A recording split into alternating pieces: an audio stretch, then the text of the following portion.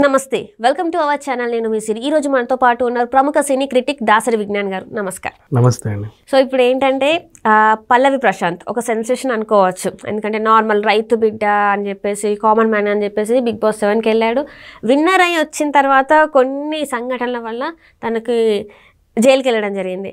సరే, ఎట్లా తనకి బెయిల్ వచ్చింది. బెయిల్ వచ్చిన తర్వాత ఎవరైతే తనకి మీద కేసేసారో వాళ్ళ మీద అయితే తను రిటర్న్ అంటే వాళ్ళకి ఒక మంచి కౌంటర్ ఇవ్వబోతున్నాడని అయితే తెలుస్తుంది. సో ఇవ్వబోతున్నారా లేకపోతే ఏంటి? యాక్చువల్గా చెప్పాలి అంటే ఇది నేను ఒక ప్రముఖ మెయిన్ ఒక ఛానల్ పోర్టల్లో చూసాను. రైట్, పేరు ఎందుకులే కానీ అంటే నేషనల్ మీడియా ఛానల్లోనే వచ్చిన వార్త.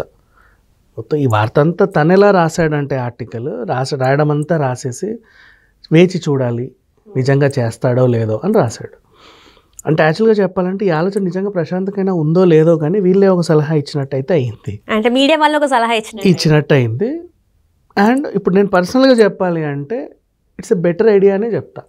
ద ఓన్లీ రీజన్ ఫస్ట్ నుంచి నేను ఇదే చెప్తున్నా, మళ్ళీ చెప్తున్నా. వీడు ఒక మనిషి బిగ్ బాస్ హౌస్లో ఉన్నాడు, గెలిచాడు. సీరియస్గా ఆలోచించు, గెలిచాడు కరెక్ట్. పాజిటివ్ నెగిటివ్ తర్వాత సంగతి. అతని యాటిట్యూడ్ ఎలా ఉన్నా మనకు అనవసరం, ఆయన క్యారెక్టర్ కూడా మనకు అనవసరం. రైట్, అప్పుడే గెలిచాడు.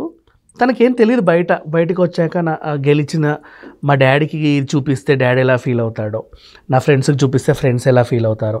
నాకు తెలిసి మా ఫ్రెండ్స్ ఊర్లో పెద్దగా ఏమైనా అరేంజ్ చేశారేమో, మా ఇంటి నుంచి అంతమంది వస్తుంటారేమో, ఇప్పుడు ఈ ఇంటికి వెళ్ళే లోపు ఏమవుతుందో, ఇట్లాంటి ఒక చిన్న థాట్. పై అసలు నేను గెలవడం ఏంటి, బిగ్ బాస్ హౌస్కి రావడమే గొప్ప అనుకున్నా. వచ్చి 1 వీక్ ఉన్నా చాలు అనుకున్నా. అట్లాంటిది మా నాన్నని కూడా తీసుకొచ్చి చూపించడం ఏంటి, అండ్ ఇదేంటి అదేంటి, ఇట్లా ఇన్ని డౌట్స్తో అసలు ఒక ఏం తెలీదు. తర్వాత వెంటనే బజ్ ఇంటర్వ్యూ ఉంటుంది. బజ్లో గీత ఏం చెప్తుంది, ఆ పిల్ల అన్నీ చెప్పేస్తుంది.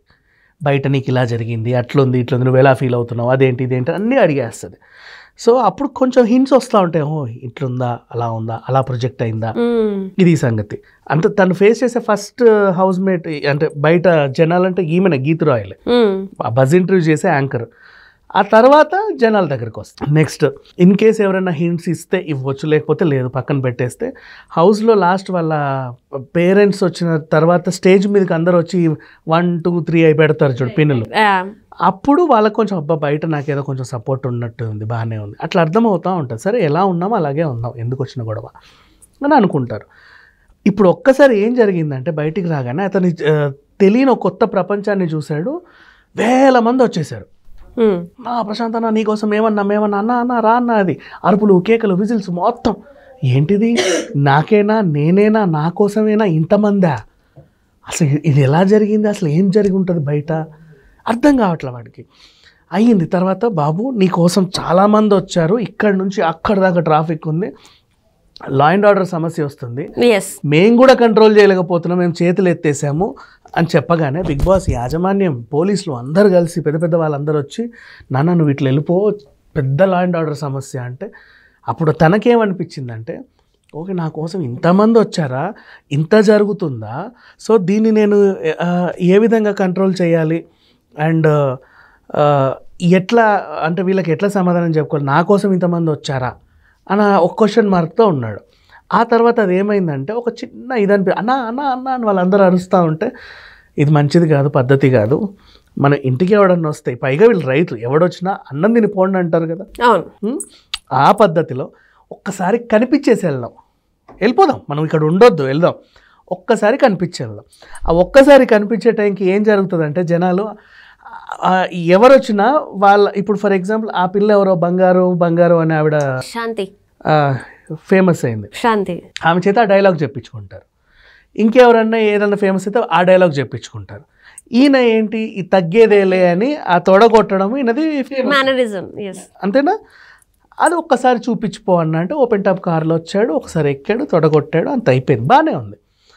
ఈలోపు విత్ ఇన్ ఫ్రాక్షన్ ఆఫ్ సెకండ్స్లో జరగాల్సిన డ్యామేజ్ అంతా వెనక జరుగుతుంది. యాక్చువల్గా తిని ముందు తిని కాన్వే వెళ్తుంటే వెనకాల జరుగుతుంది. ఈయనను చూసిన వాళ్ళందరూ అమర్దీప్ని చూడంగానే అనిపించింది వాళ్ళకి. అది మేబీ ఈయన ఫ్యాన్స్ అయి ఉండొచ్చు, బయట వాళ్ళు అయి ఉండొచ్చు, తర్వాత సంగతి మనకు అనవసరం. అది జరగాల్సిన విధ్వంసం జరిగింది. ఇప్పుడు ఈ హడావిడి ఎలా ఉంది చూసావు కదా. ఇట్లాంటి హడావిడిలో యూట్యూబ్ ఛానల్స్ అందరు వెళ్ళి మొహం మీద మైకులు పెట్టి నీకు ఈ అభిప్రాయం చెప్పండి అంటే చెప్పలేడు. రైట్. అప్పటికీ కొంచెం టైం దొరికితే ఇచ్చాడు, ఇచ్చేసాడు. తర్వాత బాడీ డీహైడ్రేషన్ ఉంది, డ్యాన్స్ ప్రాక్టీస్ చేశాడు, పొద్దున్న నుంచి ఒక టెన్షన్లో సరిగా అన్నం కూడా తిని ఉన్నాడు, మనుషులు కూడా ఎవరు టైం మనిషిని చూస్తే అర్థమవుతుంది కదా ఎలా అయిపోయాడు, ఎంత వీక్ అయిపోయాడు అని మనకి అర్థమవుతుంది. రోజు మంచి ఇంత తినే అబ్బాయి అనుకోకుండా బయటకు అప్పుడే వచ్చాడు, కడుపు నుండి ఏమైనా తిందాం, బయట ఫుడ్ రోజు తినేదే అలవాటు అయిపోయింది, ఒక ముద్ద ఏమైనా తిందాం అనుకుని ఉంటాడు ఫస్ట్ టైం. తిండి తర్వాత టైంలో కూడా వీళ్ళు నెక్స్ట్ ఆ తర్వాత నీకోసం వెయిట్ చేస్తున్నాడు, నువ్వు రావాలి మాకు ఇవ్వాలి అంటే మేము అనే అహము అవతలోడికి ఎప్పుడైతే వచ్చిందో వాడు చేసిన డ్యామేజ్ ఇదంతా.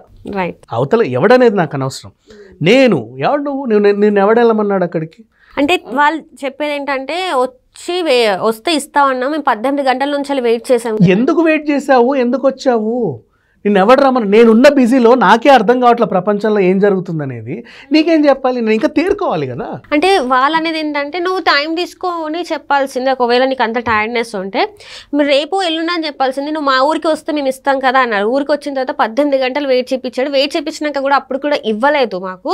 ఇంకా పైపెచ్చు నువ్వు మా పొలం దగ్గరికి రా, మీరు మా మీడియా వాళ్ళకి నేను ఇప్పుడు ఇంటర్వ్యూ ఇస్తే మా రైతులకు ఏం చేస్తారని చెప్పేసి రివర్స్ క్వశ్చన్ వేసాడు కదా.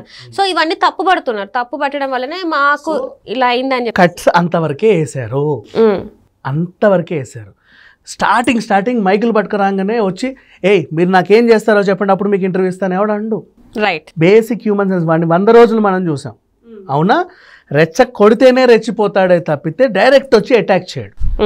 We have seen even Amardeep లాంటి వాళ్ళతో పెద్ద గొడవలు అయ్యాయి, అయినా సరే స్లోగా స్టార్ట్ అయ్యి పీక్స్కి వెళ్ళిన తర్వాత మనిషి బాగా రెచ్చకొడితే తప్ప అబ్బాయి రెచ్చిపోలా. సో ముందు నుంచి ఇదంతా వేయకుండా ఎక్కడైతే అతను రెచ్చిపోయాడో ఆ బిట్స్ వేసాడు. సేమ్ మనకి బిగ్ బాస్ హౌస్లో ఎలా ఎడిట్ చేస్తారో అట్లా అనమాట. సో ముందు నుంచి వచ్చింది ఇదంతా, అక్కడి దాకా వాళ్ళు చేయలేదు.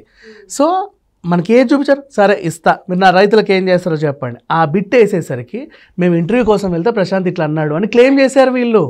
కంప్లీట్ వీడియో వేయలా, హీ డిడ్ డూ దట్. అది అర్థమవుతుంది మన మొహాలు చూస్తే, సైకలాజికల్గా ఎవరికైనా అర్థమవుతుంది, దద్దమ్మలకు అర్థం కాదు. అండ్ మీరు కావాలని బ్యాడ్ చేద్దామని అనుకున్నారు, చేయాల్సిన బ్యాడ్ అంతా చేసేసారు. బయటికి రాగానే వీడి మీద పడిపోయి వీళ్ళకి ఇంటర్వ్యూ ఇచ్చారంట, ఫస్ట్ ఇంటర్వ్యూ. అసలు వీడు ఎవడని ఎందుకు ఇవ్వాలి, ఆగలేవా అంత, అసలు ఆగట్లేదా బేసికల్లీ, పైగా బ్యాడ్ చేశారు. సో పల్లె ప్రశాంతే కాదు ఎవరైనా సరే వీళ్ళపైన నిజంగా చెప్పండి పరువు నష్టం దావా ఎంత వేసినా తక్కువే, బట్ పరువు అంతా తీశారు వీళ్ళ వల్లే అది అయింది అసలు ఇంకా చెప్పాలి అంటే. అండ్ ఇంకొకటి, తను జైలుకి వెళ్ళిన తర్వాత కూడా ఇంకా నెగిటివ్ రాతలు రాశాడు. రైట్. 100 రోజులు మనిషిని దగ్గరుండి చూసాం, అండ్ ఆ విధ్వంసానికి ఈయనకు కూడా సంబంధం లేదు. ఏం జరిగిందంటే అప్పుడే వచ్చిన ప్రభుత్వానికి ఫస్ట్ గొడవ అయింది, అప్పుడే సిపి వీళ్ళంతా వచ్చారు, లా అండ్ ఆర్డర్ సమస్య వచ్చిన ఫస్ట్ లా అండ్ ఆర్డర్ సమస్య ఇదే ప్రభుత్వం వచ్చిన తర్వాత. వాళ్ళు దాన్ని స్ట్రిక్ట్గా కంట్రోల్ చేయాలనుకున్నారు, ఎట్లయితే ఇప్పుడు మనకు న్యూ ఇయర్ కంట్రోల్ చేస్తున్నారు, రైట్, అలా కంట్రోల్ చేద్దాం అనుకున్నారే తప్పితే ఇంకా ఏమీ లేదు అక్కడ. Right thank you. సో చూడాలి మరి ప్రశాంత్ వాళ్ళ మీద పరువు నష్ట దావా వేస్తాడా లేదా అనేది. సో కొంత టైం అయితే పడుతుంది తను, ఎందుకంటే ఇప్పుడే తనకి బెయిల్ దొరకడం వల్ల. సో కొన్ని చర్చించుకొని వేస్తాడా వేయడా అనేది అయితే తెలియాలంటే ఇంకొన్ని రోజులు మనం వేచి చూడాల్సిందే. Thank you so much.